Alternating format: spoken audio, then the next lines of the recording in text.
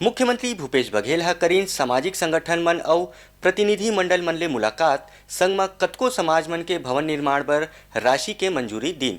मुख्यमंत्री भूपेश बघेल हा भेंट मुलाकात कार्यक्रम के बेरा म भिलाई सिविक सेंटर म कतको अलग अलग सामाजिक संगठन और प्रतिनिधि मंडल ले मुलाकात करीन।